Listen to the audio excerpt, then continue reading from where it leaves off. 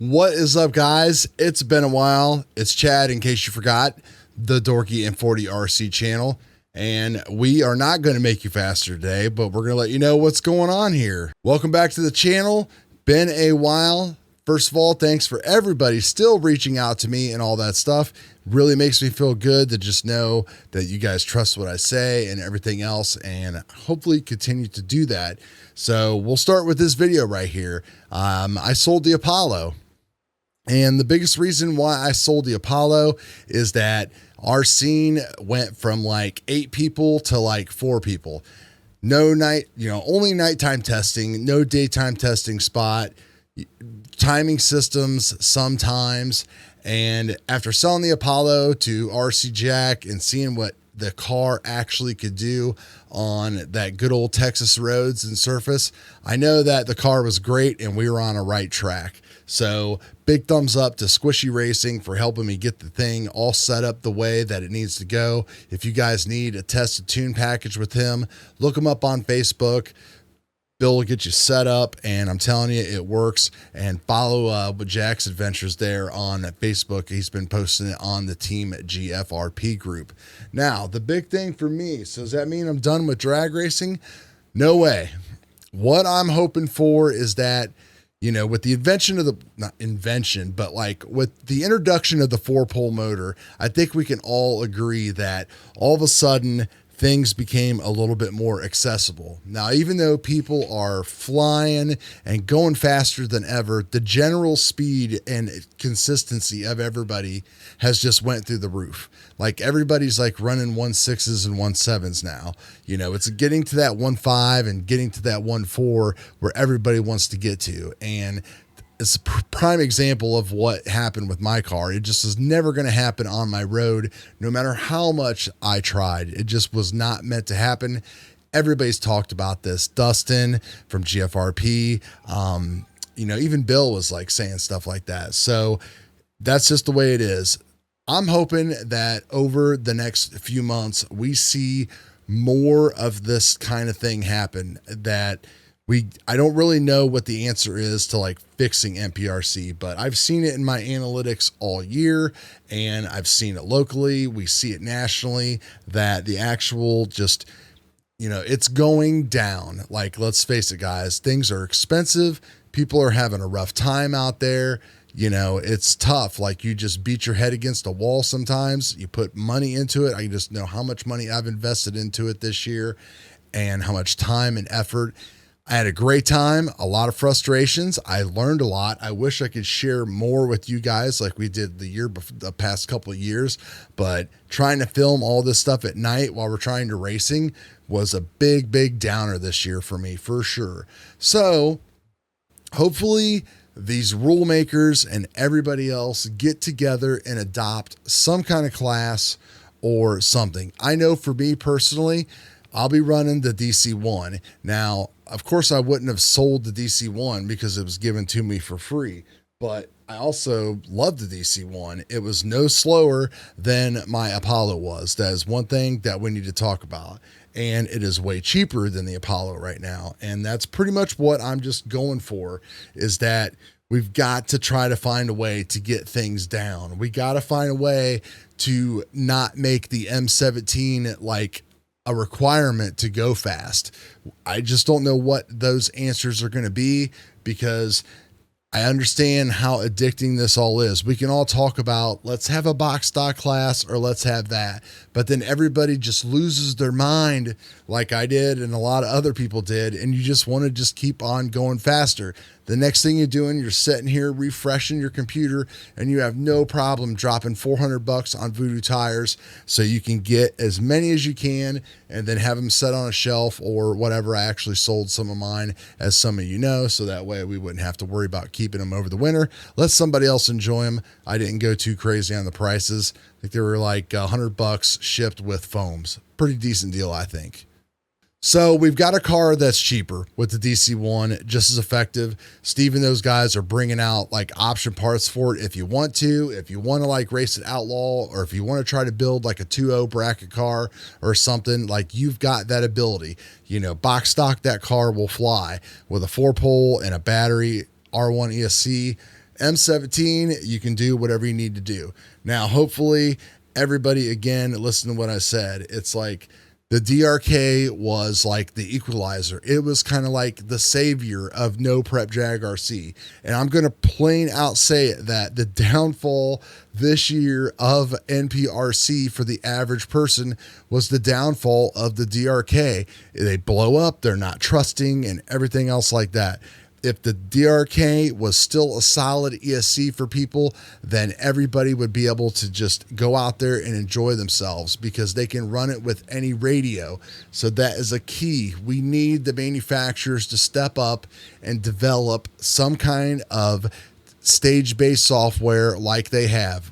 You've already, like R1, you've already got this other stuff that's going on.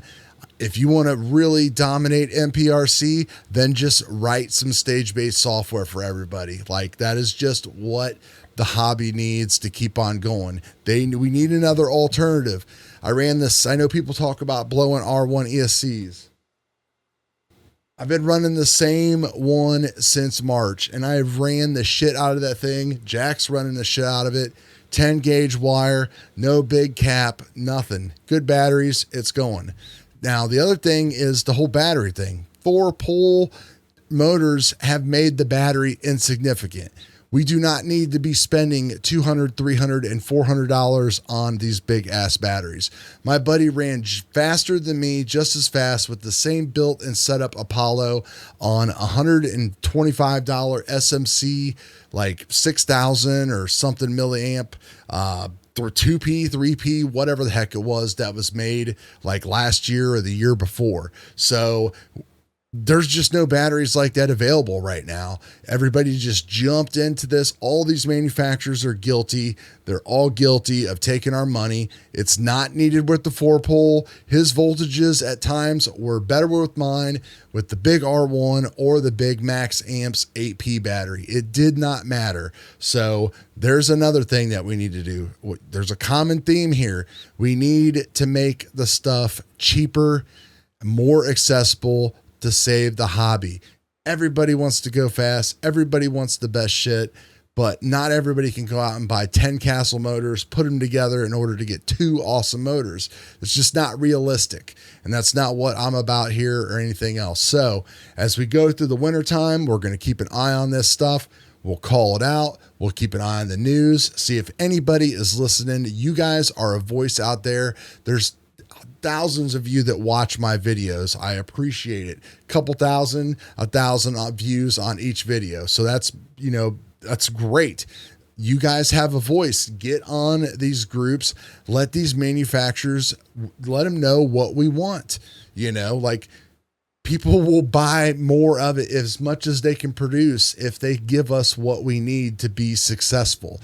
The Voodoo tire thing, I don't understand why it just won't go away. I don't understand why somebody cannot make something that is just as good.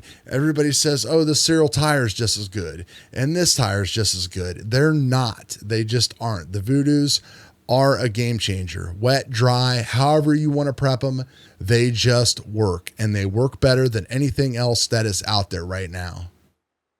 That's pretty much where I am at right now with everything. What am I doing over the winter time? Well, you can see behind me, we've got the 21.5 just stock buggy that we're going to be running. And we just built that stadium truck back there, indoor carpet racing, getting all into it. And I'd be damned if somebody did not come in and buy the beat up old shopping complex where our indoor track is and jack the rent up by like 10 times.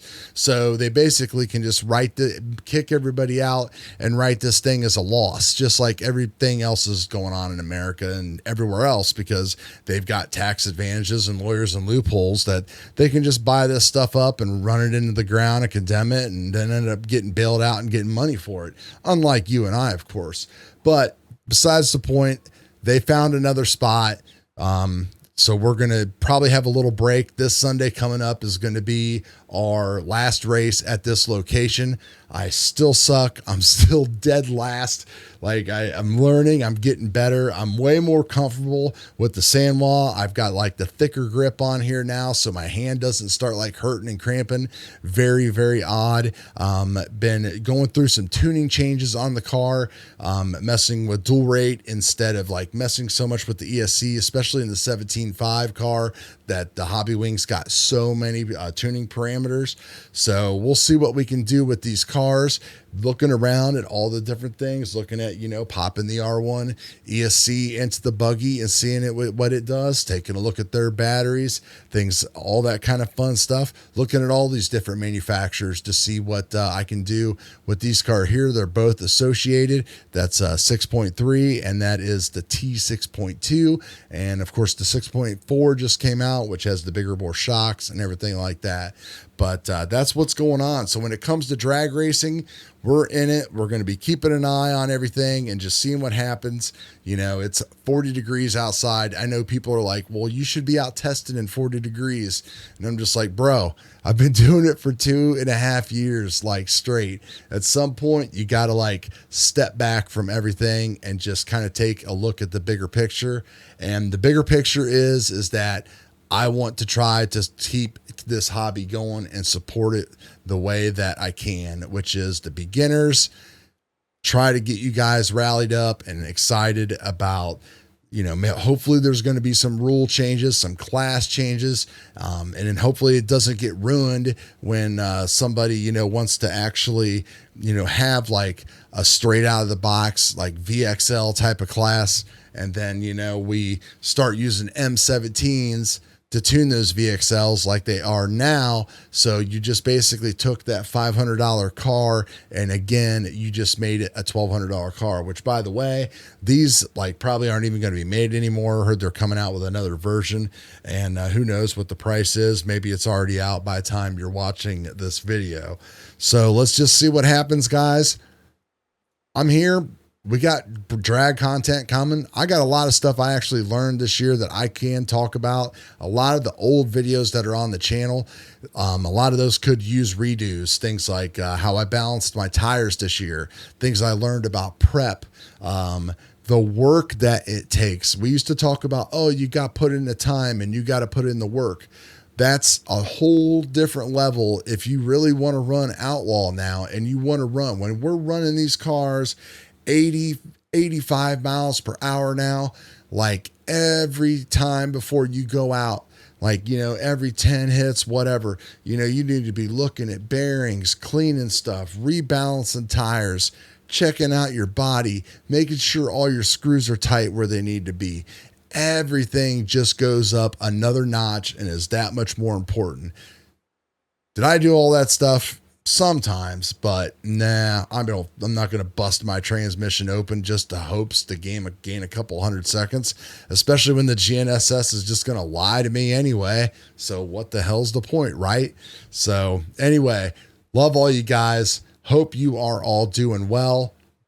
We will talk to you in the next video, which I promise will be a lot closer than, let's see, 27 days and 1 hour ago. Peace.